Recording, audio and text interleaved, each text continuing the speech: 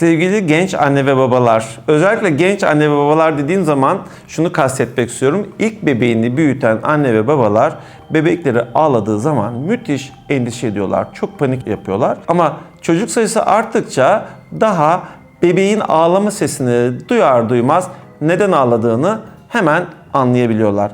Peki ağlayan bir bebeğin neden ağladığını nasıl anlayabiliriz? Bunun için size birkaç tane örnek göstereceğim. Ağlayan bebeği sakinleştirme yöntemleriyle ilgili diğer videomuzu da yayınlamıştık. Şimdi masanın öbür tarafına geçtim.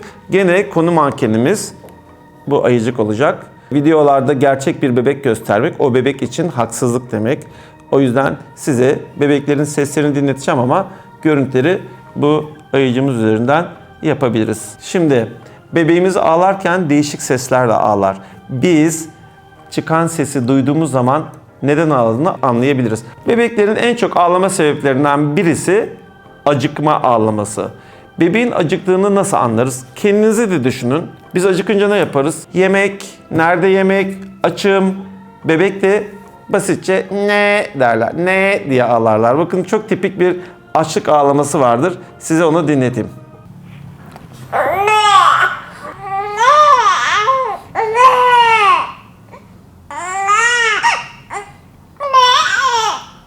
İşte bu sesler acıkma ağlaması. Ne? Yemek, açım, açım diye ağlıyor.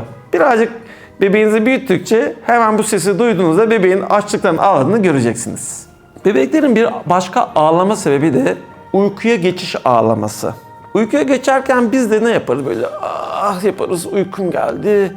Of yaparız, uyumak istiyorum. Bebekler de geldi böyle "Oo" diye bir ses çıkartırlar. Uykum var diye. Bakın bebekler uykusu olduğu zaman nasıl ağlarlar.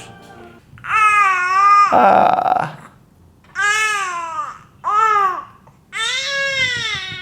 Ah. Evet.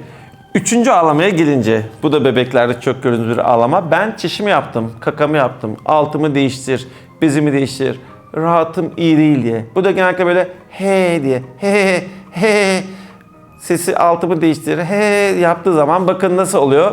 Dinleyin. Bu sesi duyduğunuz zaman bebeğiniz kaka yapmış demektir.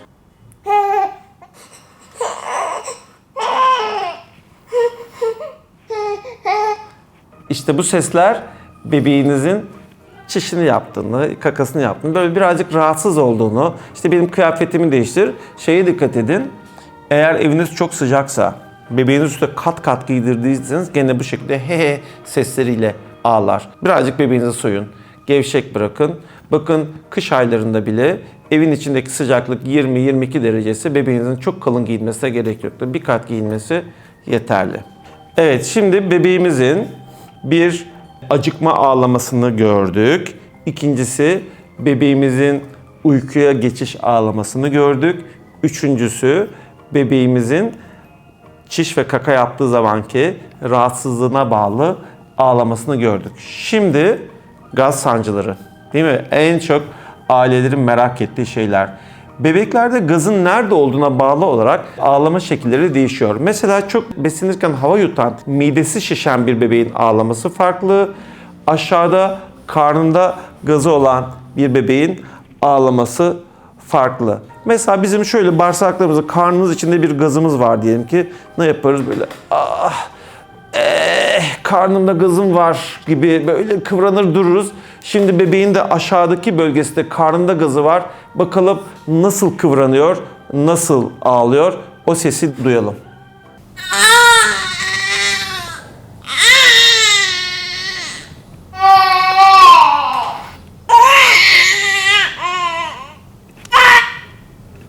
Bakın. Şimdi burada tabii bunları ayırt etmek zor mu? Aslında göreceksiniz ki beni izleyen 3 çocuk büyütmüş olan bütün anneler bunlar çok basittir diye söyleniyorlar şu anda. Ama ilk çocuğunu büyüten anneler için bunlar güzel ipuçları. Şimdi bebeğimizin midesinde gazı olduğu zaman nasıl aldığına bakalım. Bizde de öyle olur ya. Böyle çok yemek yedik, karnımız çok şişti. Üst tarafta bir şişkiniz var böyle.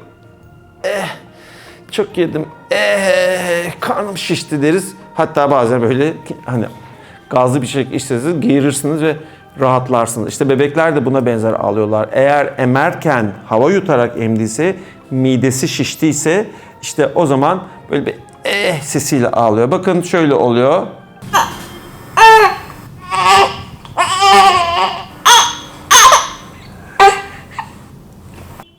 Diyor bakın. İşte bu sesleri de bebeğinizin midesinde gazı var demektir. Şimdi deyip de aşağıda gazı olan bir bebek ağlıyorsa, demin ağlamasını göstermiştim. O zaman yatırıp karnına masaj yapacağız. Bacaklarını şöyle havaya kaldıracağız ve hafifçe sallayacağız. Bakın bacağını böyle karnına bastırarak gaz çıkartmayı sakın yapmayın. Zarar verirsiniz bebeğinize. Bebeğinizin bacakları havada. Avuç içlerimize alıyoruz ayaklarını. Şöyle yavaşça sallıyor. Bakın bu çok ciddi şekilde gaz çıkartmasını kolaylaştırıyor ve sakinleştiriyor bebeği. Pırt pırt pırt aşağıdan gazlarını atıyor. Ama eğer midesinde gazı varsa bu yöntem çok işe yaramaz. O zaman ne yapacağız? Bebeği kucağımıza alacağız. Omzumuzun üzerine sırtını okşayacağız küçük küçük, böyle vurmadan pıt pıt pıt pıt yaparak elimizle sırtını okşayarak gazını attığını göreceğiz. Ve bu şekilde sakinleşecek. Evet sevgili izleyiciler, bugün size birazcık bebekçe Türkçe tercüme dersleri verdim. Acaba bebekler neden ağlıyorlar? Ağlama tonlarıyla bize neyi ifade ediyorlar? Onları görmeye çalıştık. Göreceksiniz ki kendi çocuğunuzla büyüdükçe siz de onun dilinden anlayacaksınız.